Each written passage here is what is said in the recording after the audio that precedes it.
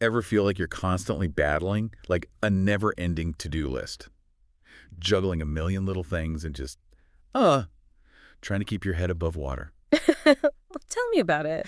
Well, that's what we're diving into today. We're talking about finding a little more breathing room, a little more peace with Richard Carlson's Don't Sweat the Small Stuff. And it's all small stuff. It's a classic, and for good reason. Right. The book's big idea, I mean, it seems so simple at first. Yeah.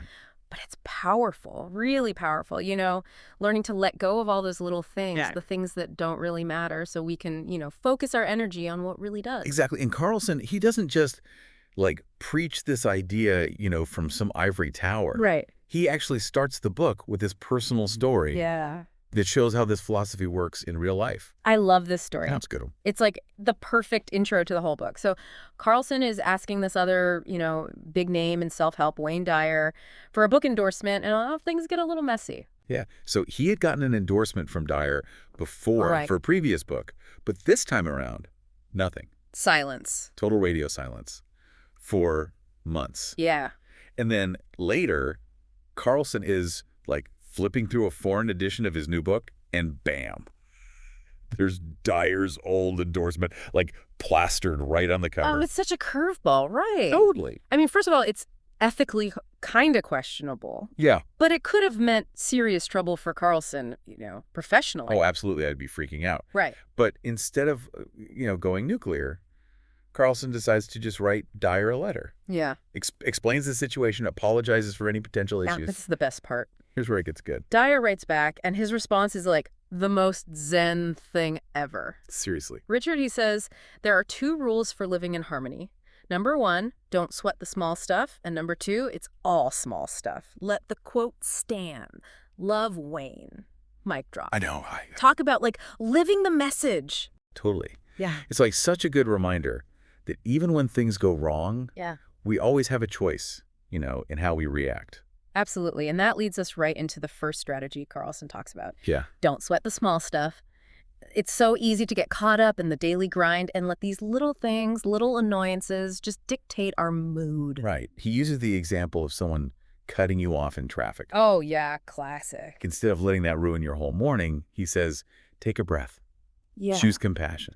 Maybe they're having a terrible day. Maybe they're rushing to the hospital. Exactly. Who knows? We create so much unnecessary suffering by assuming the worst about people's intentions. Yeah. All that anger, that frustration, it takes a toll. For sure. Drains our energy, prevents us from seeing the good stuff. It's like we're so busy stressing about the flat tire that we miss the beautiful sunrise. Yeah. Right. Exactly. And speaking of shifting our perspective, Carlson goes on to this concept he calls compassion is key.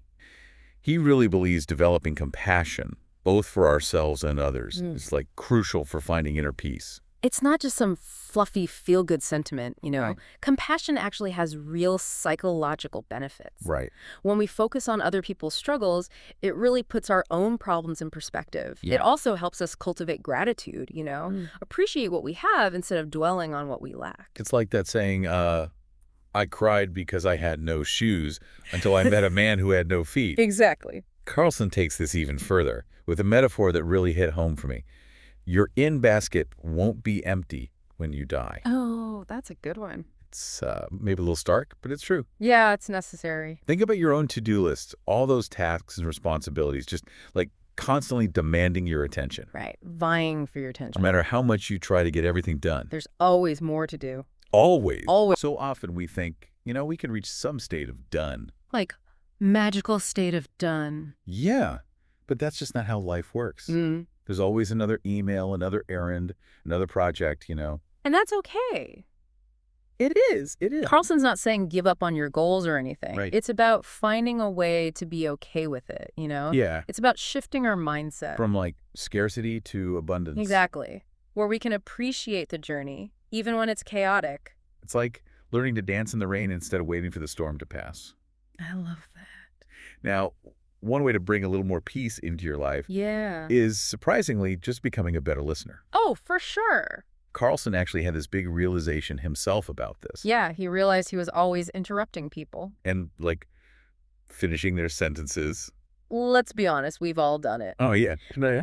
Like Carlson discovered, it can actually be pretty disrespectful Yeah. and draining, both for us and the people we're talking to. It's like you're saying my thoughts are more important than yours. Exactly. It creates this tension, this feeling of not being heard. For sure. But when we really listen, when we give someone our full attention, it creates connection, validation, and a much deeper understanding. It's like taking a deep breath and giving the other person space to just be themselves. To fully express themselves. And speaking of creating more positive atmosphere, Carlson's a big believer in random acts of kindness. Oh, me too. He suggests doing something nice for someone else, no strings attached. Just because. No bragging rights, just pure giving. It's about moving through the world with generosity. Right. Looking for those little opportunities to brighten someone's day. And it doesn't have to be some grand gesture.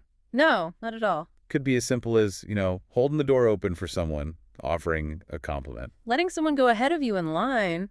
Carlson actually mentions this kindness chain that started at a toll booth in the Bay Area. I've heard about that. People were paying the tolls for the cars behind them. Wow. It's amazing how one small act can create that ripple effect. Right. It reminds us that we're all connected. Yeah. That even our smallest actions can contribute to a more compassionate world. Absolutely. And speaking of seeing the good in others, Carlson introduces this concept called see the innocence. Okay.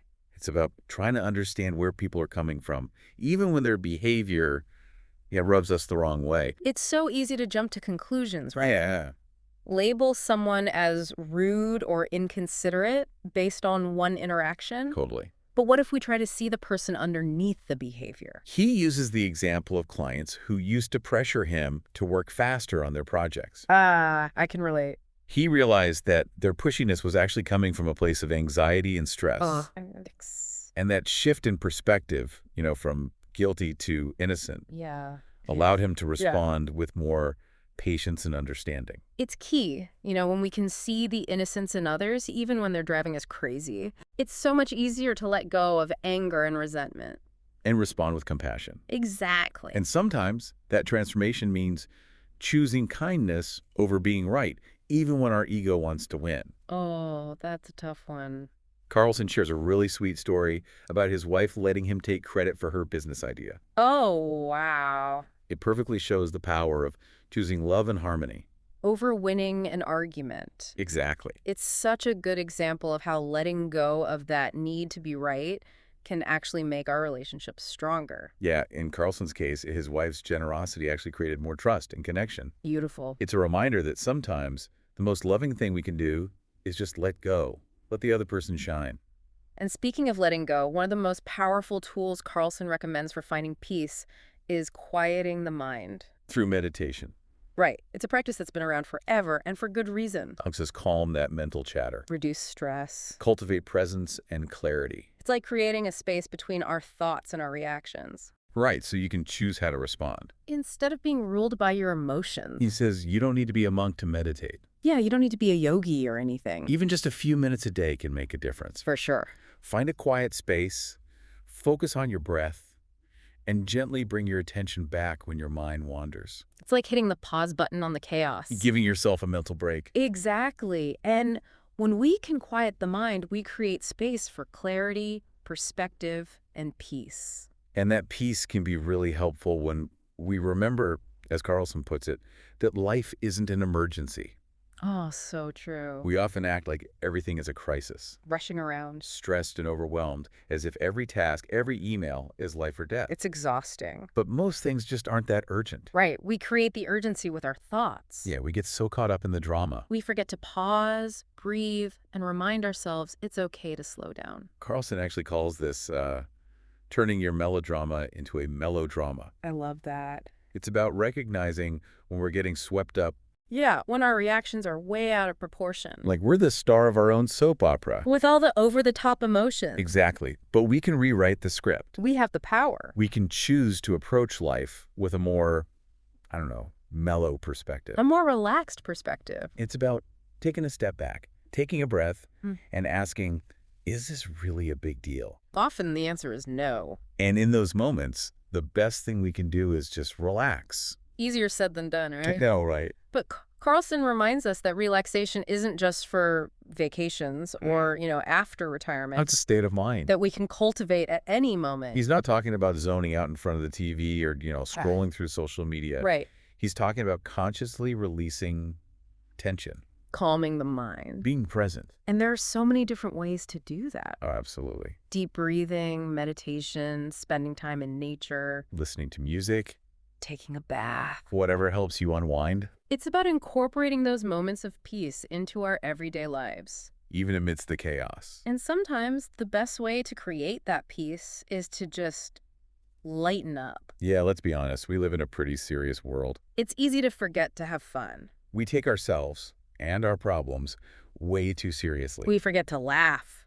To play, to find the joy in those everyday moments. Carlson reminds us that life is meant to be enjoyed, not endured. Right. We need to cultivate a sense of humor Find the absurdity in the everyday. and not take ourselves too seriously. Let go of that rigid, uptight persona. Be more spontaneous, playful, lighthearted. When we approach life with a sense of humor, Yeah. even the toughest situations become a little easier. It's like putting on rose-colored glasses. Oh, the world might not change, but our perception of it does. Speaking of shifting our perception, Carlson talks about transforming our relationship to problems. Okay. Because, let's face it, problems are inevitable. Heart of life. We can't avoid them, No matter how hard we try. but we can change how we relate to them. For sure. Instead of seeing problems as burdens, Or obstacles. he suggests we see them as opportunity For growth.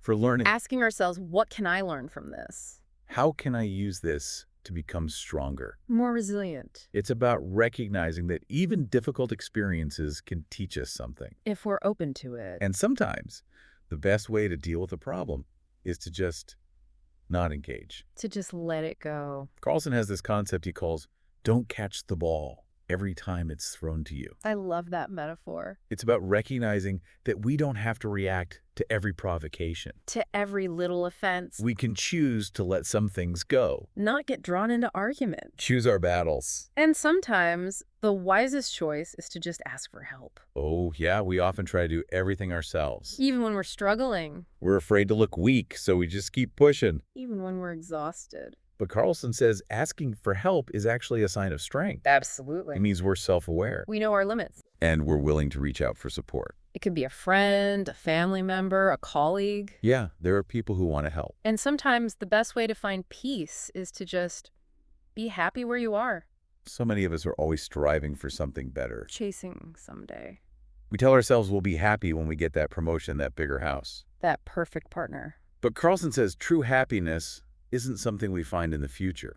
It's something we create now. Right here, right now. Appreciate what we have. Find joy in the simple things. Cultivate gratitude. Happiness isn't a destination. It's a journey. And that journey often involves taking care of ourselves. Physically and mentally. Right. Carlson talks about quieting the mind and suggests meditation is one of the best ways to do that. He describes meditation as, like, training the mind. To be more still, more focused, Observing our thoughts without judgment. cultivating inner peace, He explains how to meditate. finding a quiet space, focusing on the breath. Letting go of thoughts. He says even a few minutes a day can make a big difference. Help us feel more calm, more centered. More present. He also recommends yoga as a way to connect with our bodies, reduce stress, find inner peace. Yoga's great for that. He describes it as, physical postures, breathing techniques, and meditation. Ancient practice. Carlson says it's for people of all ages and fitness levels, Definitely. and it offers so many benefits. Physical and mental. He also says yoga can be a great way to connect with others. Yeah, it's often done in groups.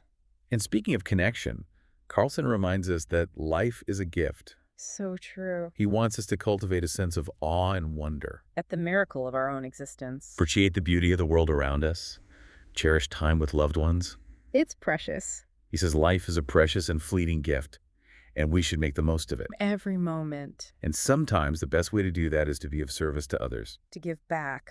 Carlson suggests helping others is one of the most rewarding things we can do. He encourages us to look for ways to make a positive impact. Volunteering, donating to charity. Offering a helping hand. Even small acts of kindness can make a difference. He reminds us that helping others can actually make us happier.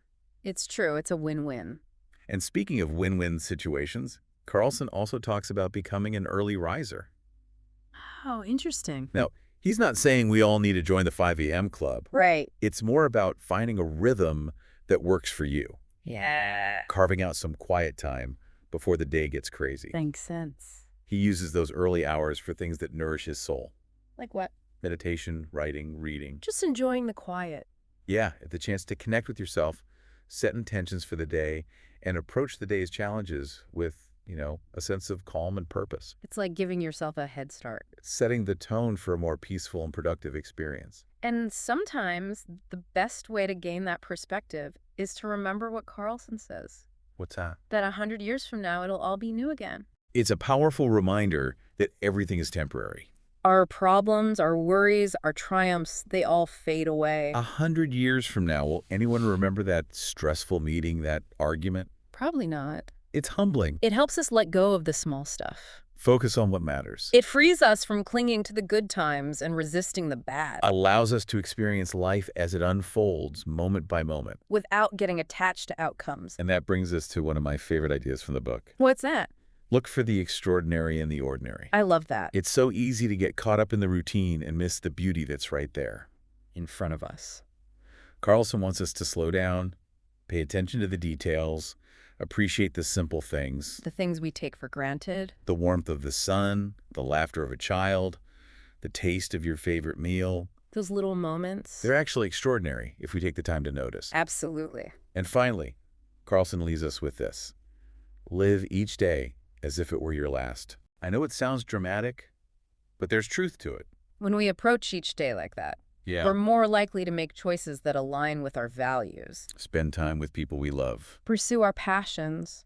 We never know when our time will end, so let's make the most of every moment. Savor the sweetness of life. Appreciate the beauty. Embrace the present.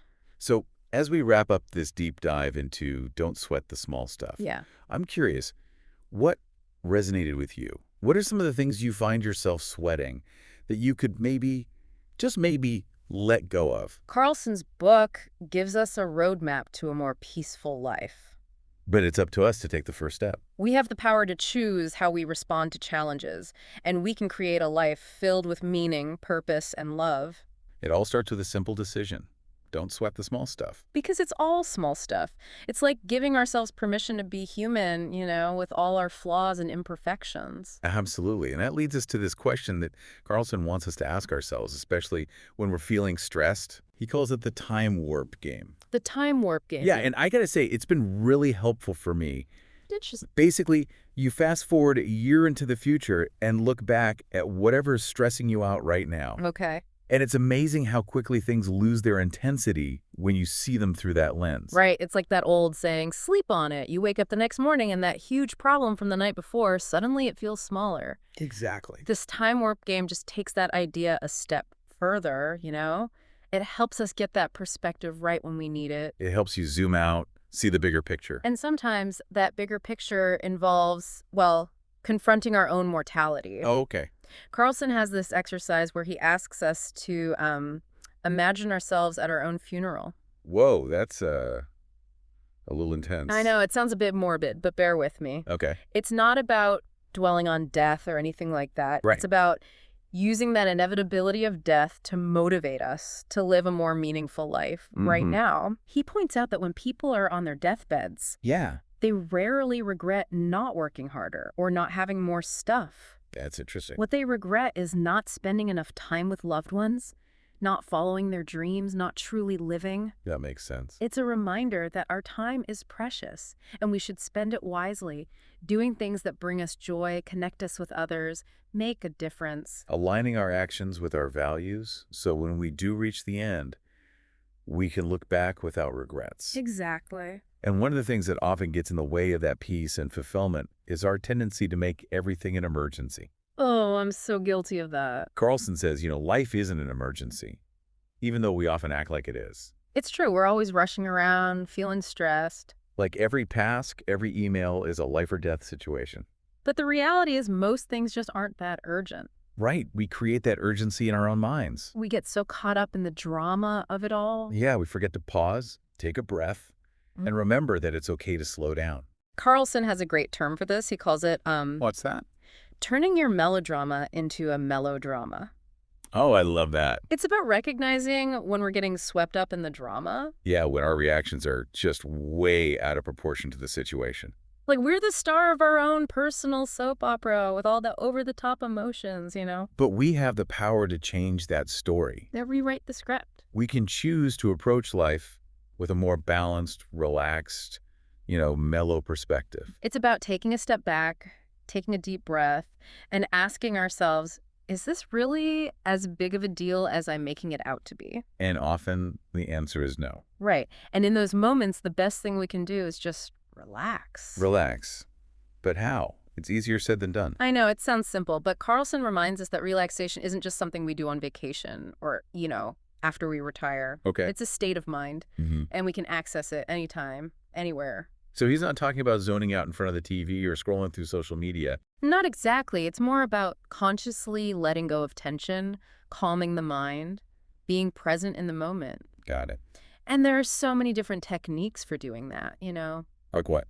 Deep breathing exercises, meditation, spending time in nature. Listening to calming music, taking a bath. Whatever helps you to unwind and let go of stress. It's about incorporating those moments of stillness and peace into our daily lives, even when things are busy and chaotic. And sometimes the best way to create that sense of peace is to just lighten up. Lighten up. Yeah, we live in a pretty serious world.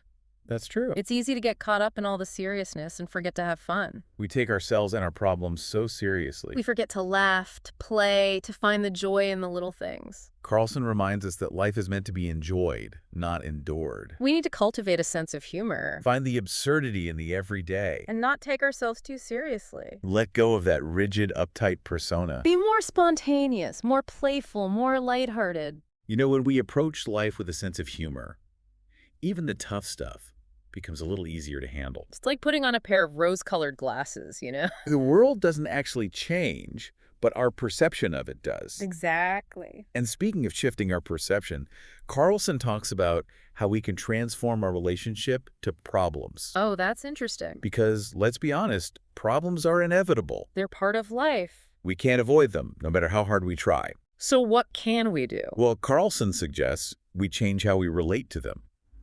How do we do that? Instead of seeing problems as burdens or obstacles in our path, Okay. he suggests we see them as opportunities. Opportunities. Yeah, opportunities for growth, for learning. That's a different way of looking at it. He encourages us to ask ourselves, what can I learn from this experience? How can I use this challenge to become stronger, more resilient? So it's not about avoiding problems. Right, it's about using them to our advantage. I like that. And sometimes the best way to deal with a problem is to simply not engage with it at all. To just let it go. Exactly. Carlson calls this concept, don't catch the ball every time it's thrown to you. Oh, that's a great metaphor.